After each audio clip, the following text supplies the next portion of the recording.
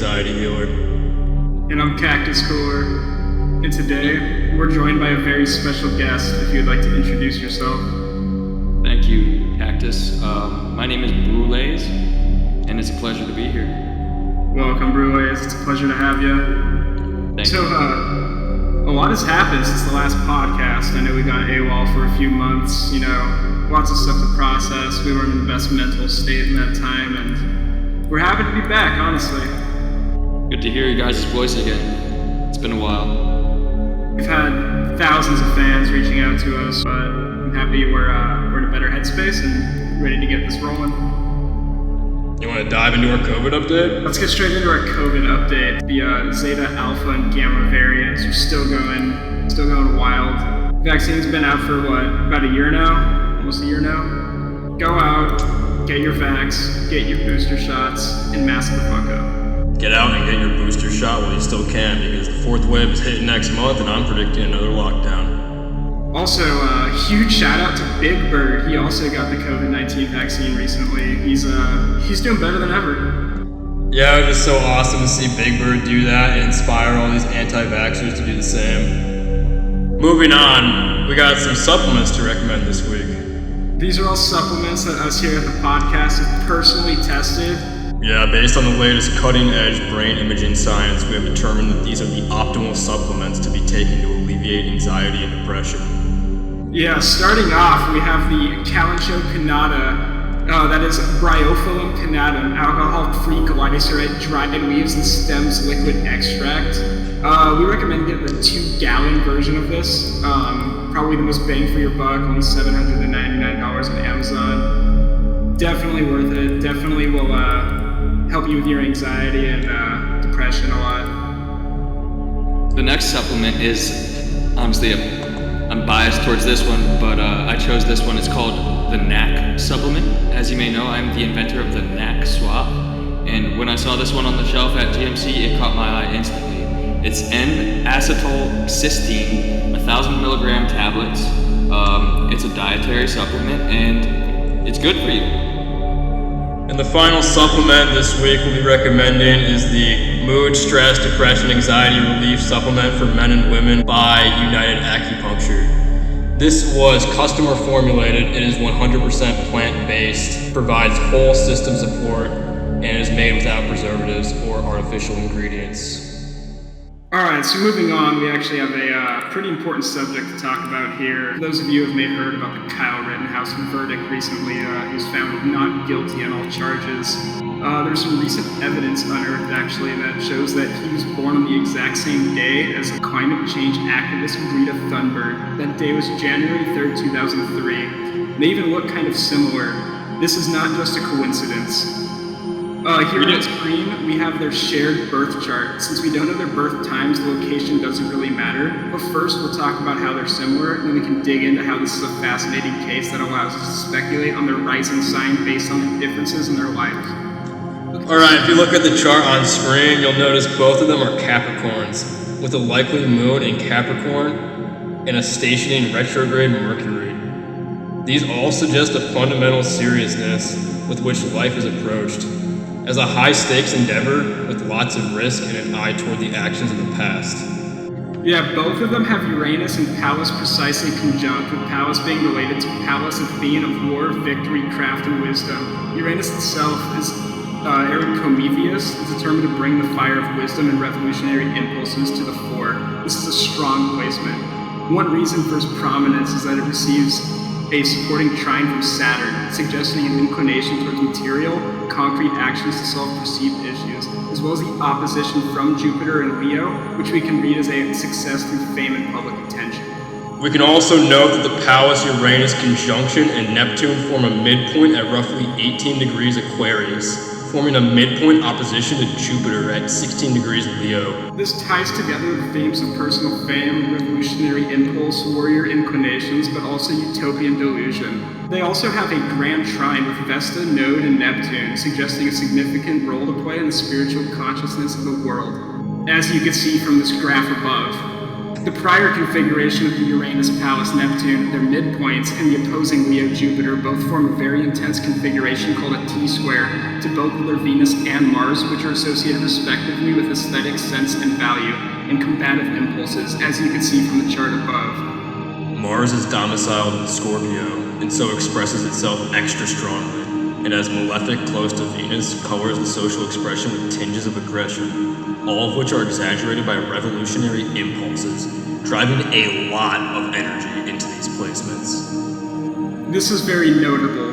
Thunberg, who has had more opportunities to express herself publicly, is known for expressing deep fury and frustration, while we've seen Rittenhouse manifest this publicly as violence and death. No doubt they both feel the weight of the world on their shoulders.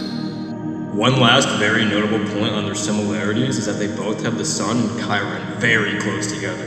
This suggests their personal identities are wrapped up in the themes of core wounds. In Capricorn, this has to do with existing the structure and mores of society.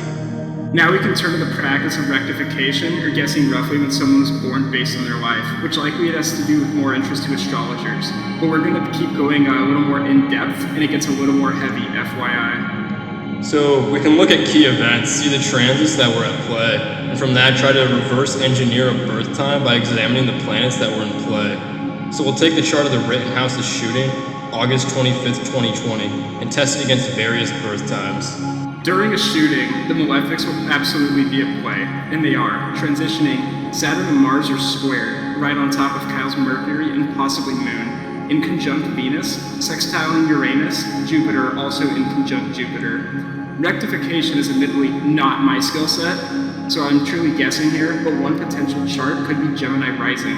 This makes Mercury the ruler. He would be in a sixth house perfection year, making Mars, malefic of war and violence, his house ruler. It would place the node on the AC, which is indicative of fame, but Pluto in the seventh house of others, because the Sun and Mercury to be in the fourth of roots and home, and Mars squared in Mercury, and in conjunct with Venus. And finally, we can look at Thunberg's first major success, which he was acknowledged for a climate strike by 244 scientists on February 13th of 2019. I like Aries rising here as it reflects Thunberg's outwardly aggressive communication style and makes the Sun the 5H perfection lord. It makes Saturn the benefit of sect being a day birth, so its presence is more productive, and Jupiter the benefit of sect, which conjuncts natal Pluto and could trine the AC around this time, and places many Thunberg's prominent placements in the most prominent place, the 10H. And lastly, there's a couple more reasons, but this is getting fairly deep and technical, so we can just close here by saying birth time. It matters a lot. In the most extreme charts, it can make the difference between being a climate activist or a scissor case for the consciousness of a nation. Great analysis by you two. I'm blown away. We've put thousands of hours into researching this, and we're happy with the breakthroughs that we've gotten to. I've been researching this all week, and I'm happy to provide a deep dive on it right here on the Positive Energy Podcast. All right, it looks like we got Anthony from California calling in. Let's see what he has to say. When it comes to being positive with all the negativity around in this world, what do you find the hardest to block out all of the negativity and remain positive?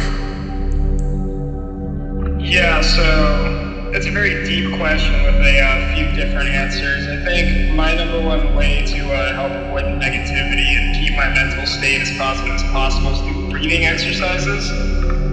Specifically, the Wim Hof method has been proven to be the most effective for me. I agree. I always take cold showers and paint. It's best to be mindful about your surroundings and your emotions. So you want to let them flow. Don't let them get blocked up.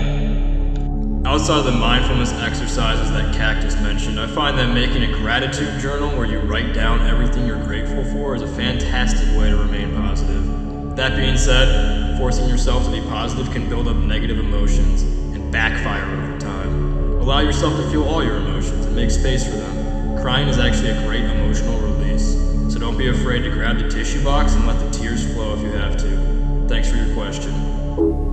Alright, so we're actually going to be asking our guest speaker today, Genesis Brulee, a few questions. Again, Brulee is really happy to have you on, and these are just some things that some of our fans have reached out to us about. they want to know more about you. So starting off, how tall are you? First of all, I want to say it's a pleasure to be here on the Posy Pod. Huge fan. I've listened to all of your episodes. I drove across the country this past month, and it's what kept me going the whole time. How tall are you? I'd rather not answer that. So you've been grinding for FaZe, right? Yes, I have. How's the grind been going, bro? Honestly, I couldn't be happier. It's my favorite team. It's good to be working towards something that I truly believe in, and so far, not much traction. Honestly, no acknowledgement from any FaZe members whatsoever. I've been buying all the merch, and they haven't even thrown in a sticker. My projection is that I will be in by the end of the month. So, Brules, who is your favorite Genesis member? My favorite Genesis member? It's gotta be Genesis Puffsies. Honestly, the stuff he makes, his videos are fucking dope. His content's tight. If you ever been in a party with him, you're always welcome, you know? Moving on, Call of Duty Vanguard came out a couple weeks ago, and I know we've all been grinding it. So I just want to give you our first thoughts on the game. Personally, I think Sledgehammer really hit the nail on the head with this one. Yeah, man, Raven and Sledgehammer have been busting their ass the last year to make this game the most badass COD imaginable, and they fucking did it. They hit the nail on the head and they delivered. I've been grinding since it came out. I'm almost first prestige, and honestly, I don't think there's any time I'm gonna slow down. I'm gonna keep grinding. There are a few bugs that need to work out, and I'm sure future patches will be great. And honestly, it's a top 5 COD for me.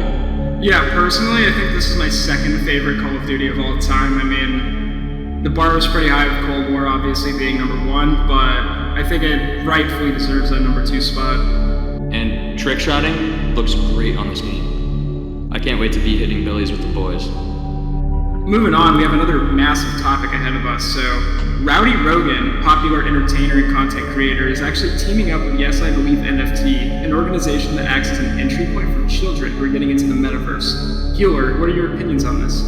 Yeah, so YesIBelieveNFT is this really new, cool, mission-driven project to get the next generation into the metaverse. I personally believe their project will give birth to Web3 natives. It'll enrich children's education with DeFi technology and cryptocurrency-based NFTs. I'm definitely excited to see Rogan's work with them. I'm sure it'll help a lot of people gateway into the metaverse. I heard he's going to be dropping his first NFT with them shortly, so look forward to that. And speaking of Rogan, he is currently battling a case of COVID-19, so keep him in your prayers, guys. I know he's going to get through it just fine. Strongest 7-year-old I know, and keep him in your thoughts.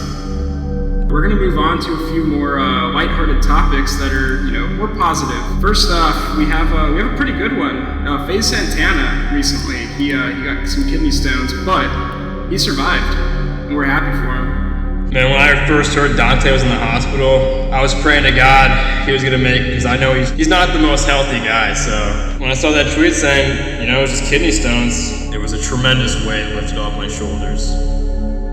Moving on to, we got Aiden Ross recently. Shout out to him. He got some much needed LASIK eye surgery. I know what it's like to wear glasses.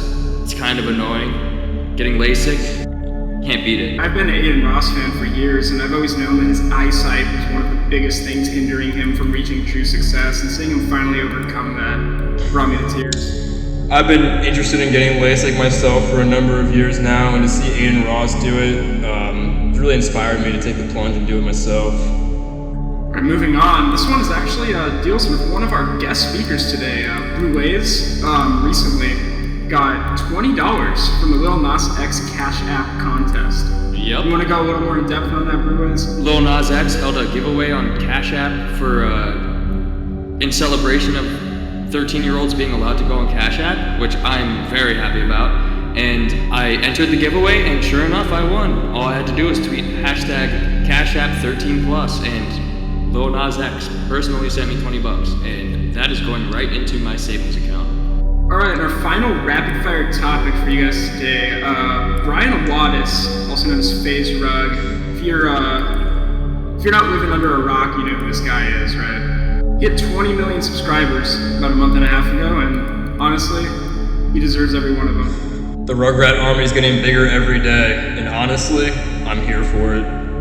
honestly, I couldn't be prouder of the man that he's become. He is a Goliath amongst tiny Content creators. Yeah, it's honestly, I wish nothing but the best for him and his family. And speaking of Brian, I want to give him a happy belated birthday, because his birthday was a few days ago on International Men's Day. 25th birthday. Brian. 25 never looks so good on someone.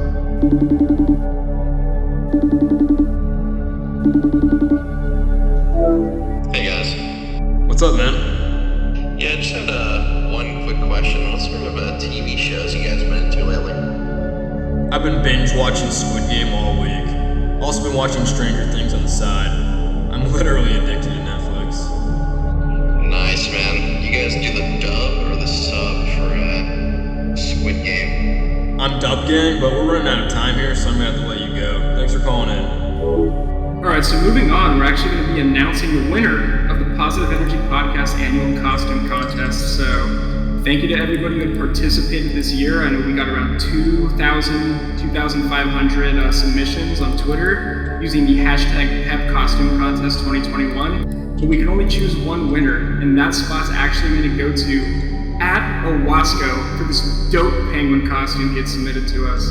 We had a lot of killer entries this year, but there could only be one winner. Owasco, congratulations, your costume is fucking dope.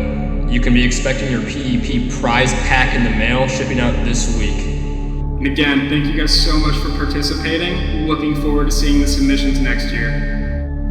And I guess that brings us to our final segment, and it's one that I know all of you guys look forward to every single week here at the Positive Energy Podcast. We have our Freak of the Week. Brulee, you want to take this away? Yes, I would love to. The Freak of the Week award goes to Cole M. Chaves on Twitter. That is the handle, @Cole M. Chaves. Shout out to him. He likes every tweet I've ever seen. Everybody in Genesis. He has liked every tweet by everybody in Genesis, and I want to shout you out. That takes some dedication, a lot of perseverance, possibly mental illness, but I'm here for it. I love it. Keep bringing the vibes. Keep doing you. You're the Freak of the Week. Love you, Cole. I mean, to like every tweet from every Genesis member, that's what you call fucking tenacity. Major props to Cole M. Chavez. And on that note, I think we wrap this up. Yeah, definitely. Thank you guys so much for your patience. I know it's been a little while since the last episode of the podcast came out. I'm very excited to see the feedback and comments you guys are going to be leaving on this one. With that being said, though, I think it's about time we wrap it up. Again, Brulee, thank you so much for joining us today. We really appreciate your insight on current life situations we discussed, as long as, just getting to know you a little bit better. I appreciate you hearing me out. I just wanted to tell you guys my side of the story. And to close out this episode of the podcast, we're going to be leaving you with the healer and his quote of the week. Avoiding your triggers isn't healing. Healing happens when you're triggered and you're able to move through the pain, the pattern, and the story, and walk your way to a different ending. I'm the Anxiety Healer. This is the Positive Energy Podcast, and we'll see you next week.